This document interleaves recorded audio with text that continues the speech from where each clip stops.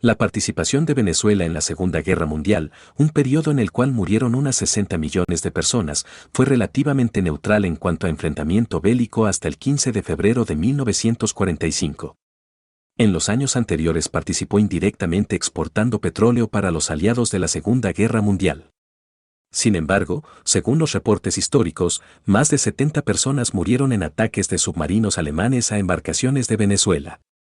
También fue de los primeros países en firmar y unirse a la Organización de Naciones Unidas.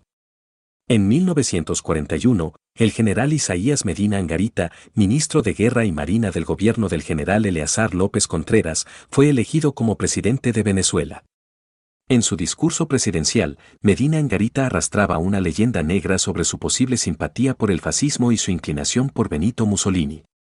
En el sector petrolero, el gobierno medinista llevó a cabo una política petrolera dirigida a revisar la legislación, aumentar los ingresos fiscales, lograr una mayor participación del Estado en los beneficios de la riqueza de sus suelos y fomentar la refinación de petróleo en el país. Mientras en Europa ocurrían sucesos que ponían el ambiente muy tenso. Ya hace algunos años, a finales de 1938, la Alemania nazi, con un ejército de 500.000 de hombres, Wehrmacht, una poderosa flota, Kriegsmarine y aviones modernos, Luftwaffe, había comenzado su expansión hacia el este y el sur de Europa. Se anexionó primero Austria y luego Checoslovaquia. El 1 de septiembre de 1939 los alemanes entraron a Polonia.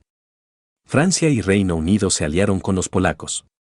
La Segunda Guerra Mundial había estallado. Años después, Japón atacó por sorpresa el 7 de diciembre de 1941 a la flota estadounidense en Hawái, ataque a Pearl Harbor. Esto provocó que Estados Unidos entrara a la guerra. Durante el desarrollo de la Segunda Guerra Mundial, Venezuela jugó un papel clave como proveedor principal de petróleo a los Estados Unidos y el Reino Unido. El 9 de diciembre de 1941, 2 días después del ataque contra Pearl Harbor, Venezuela declaró su solidaridad con Estados Unidos. Venezuela poseía el petróleo, pero en ese momento todas las compañías petroleras que sacaban petróleo venezolano eran internacionales. Venezuela cobraba altos impuestos por el derecho del petróleo. Las empresas estadounidenses obtuvieron el derecho de explotar el subsuelo venezolano. En los primeros años de guerra, Venezuela pasó a ser el tercer país con más extracción de petróleo en el mundo, después de la URSS y Estados Unidos con una producción de 223.784.000 barriles. Los Estados Unidos como principal representante del continente americano en la guerra junto a los demás aliados europeos tomaron medidas para el resguardo del combustible suministrado por Venezuela ante los ataques de los submarinos alemanes en aguas del Caribe. El Reino Unido tenía presencia en el Caribe a través de sus territorios de ultramar de los cuales había una conexión entre estos, Venezuela y el Reino Unido, pero debido al desgaste originado en el teatro de guerra europeo y los demás territorios del entonces Imperio Británico en África y Asia dificultaba la posibilidad de defender los territorios de ultramar americanos.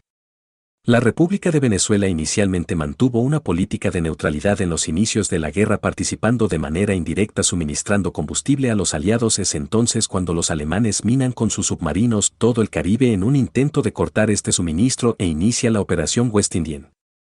El balance de la Operación West Indian fue que submarinos tipo 9C de la Armada Alemana torpedearon los tanqueros Pedernales y Arkansas y hundieron el San Nicolás, el Tía Juana, el San Rafael, Oranjestad, Rafaela y el Monagas de bandera venezolana.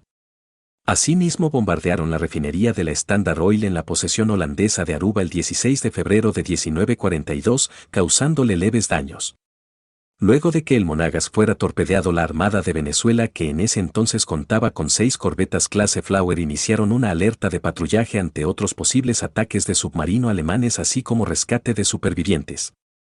Venezuela ante las acciones bélicas del eje se alinea y coopera de manera más activa con el bando aliado. Por otra parte, la República de Colombia por su parte participó de manera muy activa del bando aliado desde la entrada de los Estados Unidos a la guerra por su estrecha relación y cooperación desde años previos a la guerra, también sumado al hecho de los ataques por parte de la Armada de la Alemania nazi, quienes minaron con submarinos zonas cercanas al Canal de Panamá. Con la participación activa de estos países caribeños, Colombia y Venezuela en el bando aliado, los Estados Unidos no se preocuparon tanto por la seguridad de Caribe y del Canal de Panamá. También Medina Angarita estableció relaciones diplomáticas con la Unión Soviética y rompió relaciones con Alemania, el Reino de Italia y Japón. congeló los fondos bancarios de quienes tenían nacionalidad de los países anteriormente mencionados.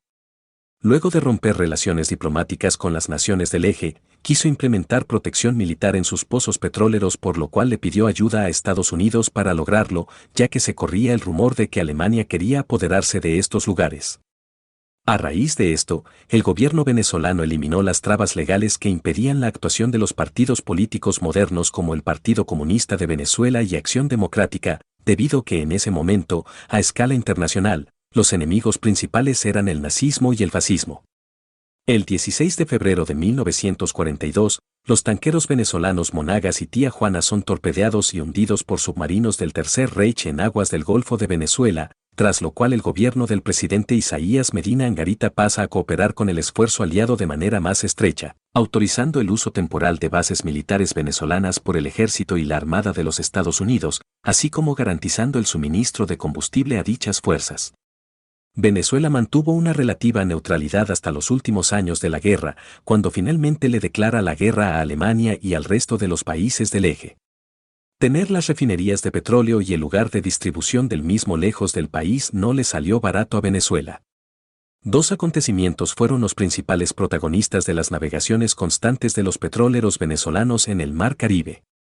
El primero de ellos ocurrió cuando Venezuela todavía presentaba un estado medianamente neutral frente al conflicto bélico. Los buques de guerra alemanes, que huían de las persecuciones constantes de los buques franceses libres y británicos, se unían a los tanqueros petroleros venezolanos y llegaban a las aguas neutrales frente a las costas de Venezuela, donde estaban seguros.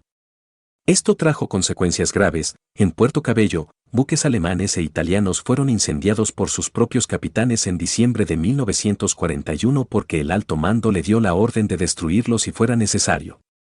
Esto trajo gran desconcierto y preocupación a la población venezolana. La segunda de estas razones fue que varios submarinos alemanes que cruzaban el Mar Caribe se encontraban en su camino con buques o pequeñas embarcaciones provenientes de Venezuela.